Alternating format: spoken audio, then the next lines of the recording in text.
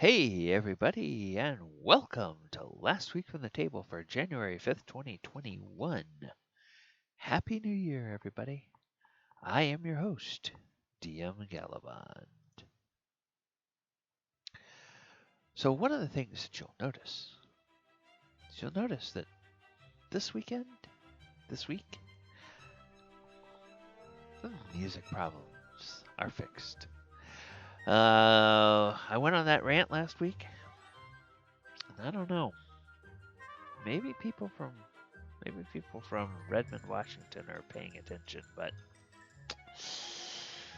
whatever it was, PowerPoint's issues with music got fixed, and now it's working again like it should.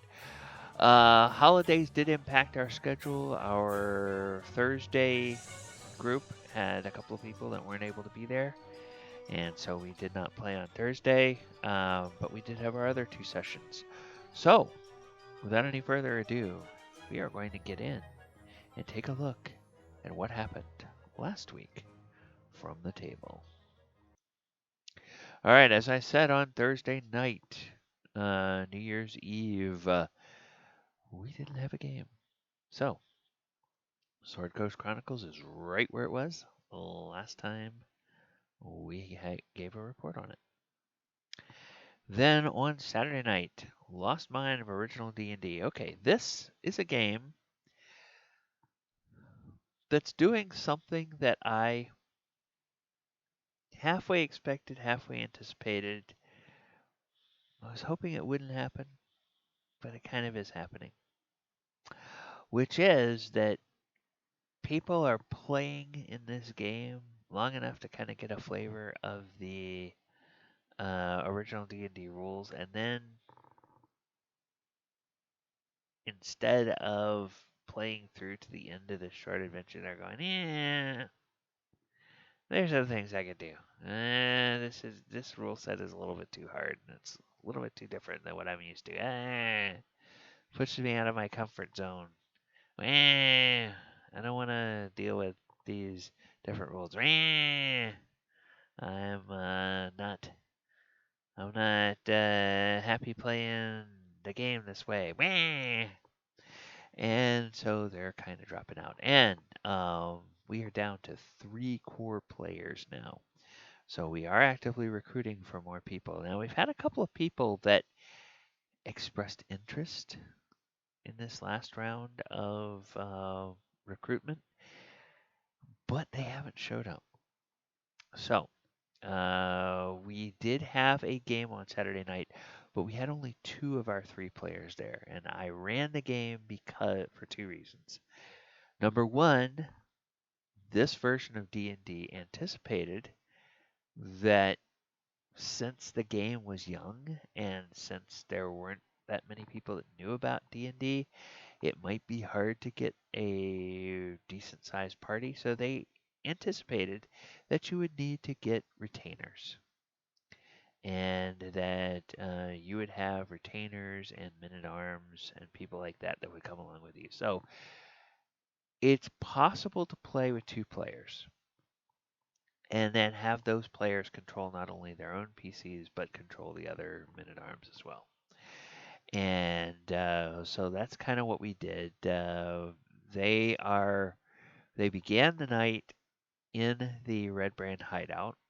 In the previous session, they had defeated Glassstaff, who is the Red Brand leader, and they were thinking about taking him alive, but he clearly did not want to be taken alive, and he angered one of the bugbears to the point that the bugbear just took out his big morning star and bashed him over the head until he was a former mage and not an actual mage anymore. So then the party said, "Oh, well, that's too bad," and they fed him to the green slime. So it may be a small party, but they don't lack for any personality. We have one party member that wants to take over the world, one party member that is just happy as long as he gets gold and treasure, and another party member who um, she just wants to sneak around and steal everything. So we have two female players and one male player in this game, and that is making it a that's making it quite a bit of fun. And you know, one of the women, she's gonna be Empress of the World, and you know what? I'm down with that. Let's go and see where that happens. See how it plays out. There is the potential if we can pull together a steady party that will play through this and is excited about continuing with this rule set. Um, there is the possibility of creating a whole campaign in the original D&D rules, but that precludes or that requires, I should say, players that are willing to set aside everything they think they know about 5e and really get into the original D&D rule set for the long haul. So, we'll see if that happens. But join us Saturday night, 7 p.m. Eastern. I think we will have our full crew back next week.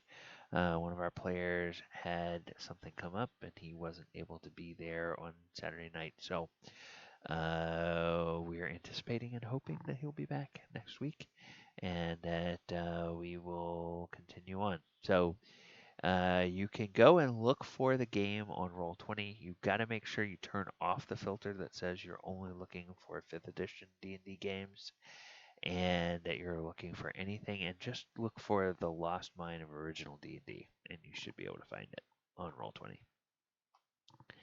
And ask to join the game, and please, please, please don't wait until Saturday to say, oh, I want to play a game today. Hey, this game is happening in 15 minutes. I'm going to see if I can join this game. No. No, no, no. If you apply the same day, I'm not even going to bother responding to you until after the session is over with. Actually, if you reply early enough in the same day, I will respond to you the same day, and I will say, "Hey, I can't accept you on the same day. We're already having a session. Here's the Twitch link. Join our session and watch it tonight. If you like it, then let me know, and I'll invite you for the next session. Because I don't want to go through the trouble of doing something for you because you're too lazy to look for games earlier in the week than the day you want to play, and then have you show up for one session and go, yeah, okay, I don't want to do this, and then leave without saying anything. So, no, you're going to work if you want to be in the game.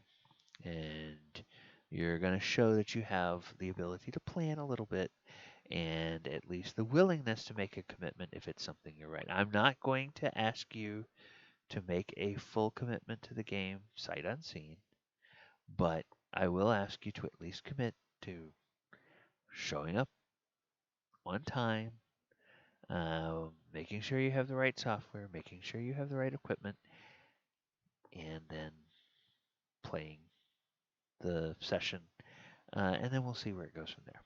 All right. So that is on Saturday, 7 p.m. for the Lost Mine original D&D. Now, Sunday, we have the Walker of Waterdeep. This is 2 p.m. Eastern Time every Sunday right here on this Twitch channel. And my life has gotten a little bit easier in this game, actually. This is my fully homebrewed game. The storyline is original. The uh, locations where we're going is all original, and all of the locations except for Ravnica, which is home base 2, and Waterdeep, which is home base 1 for the party. So they have two kind of home bases that they can, that the game revolves around. Um with the exception of those two places, everything fully comes out of Magic the Gathering and the lore and the creatures and the spells and whatnot from there. Now it's all done using 5th edition rules for D&D, but the places we go or the planes that we go to, the places within those planes that we go, the creatures that we face, all that kind of stuff, that all comes out of the Magic the Gathering card game. So that means that everything is custom built. And that has meant that I have to put together a story. I have to give stat blocks to all the monsters. I have to figure out what the plot is going to be. And then somewhere along the way, I have to try to make a map. And usually, making the map is the thing that sort of suffers the most. Well, one of my players has a real knack and shared some artwork that they had created for maps for other D&D games, and I said, "Ooh, I could outsource playing the maps." But then at the same time, I was like, I don't want a player in the game creating the battle maps for the game because then they'll know where things are better than I do, and I don't want that. So I had to come up with a way to give this player um, creative outlet and give this player license to create stuff for the game. Clearly, they want to. Clearly, this is something they're invested in. So you want to reward that as a DM when you have a player that really wants to be involved in that way, but just kind of figure out how to do that in such a way that it doesn't cause additional work for me. Also, uh, this week, I was able to use a painting by an author or by an artist. His name is Weston T. Jones, and he is at westontjones.com. And if you go to the Twitch archive and you look at yesterday's session, you will see uh, his painting is a depiction of the village that they are in now, the village of Okina as they came in. Now, what's happening there in Okina is that, or there in Kamigawa, I should say, is the plain, and Okina is the village.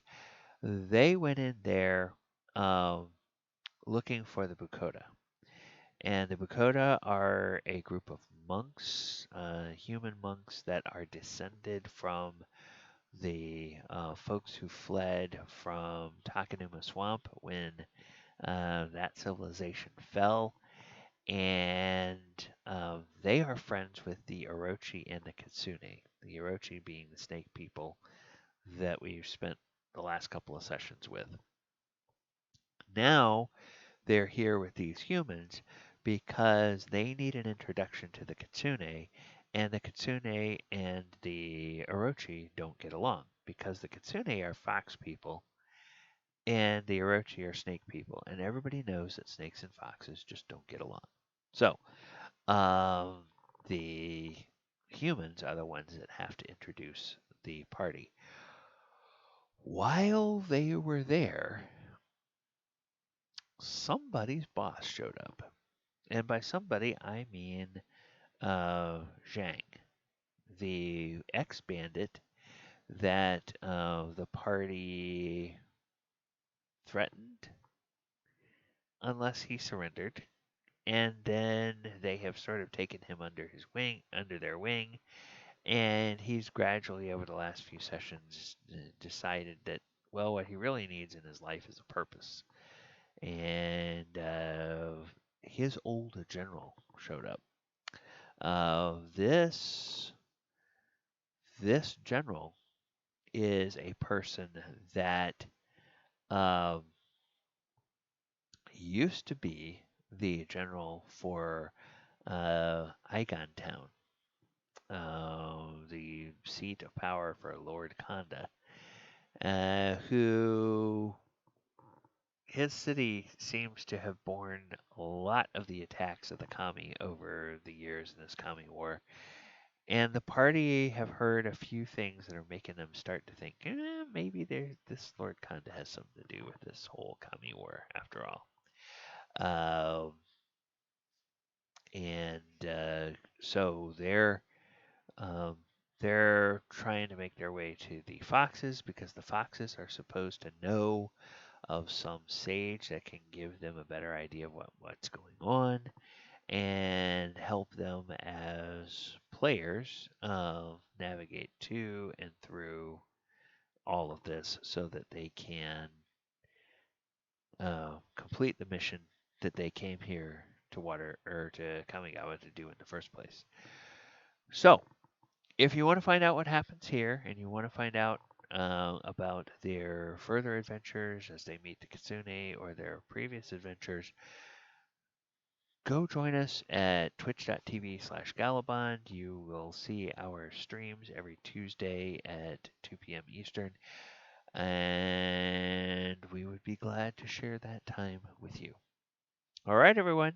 That's all for tonight on Last Week from the Table.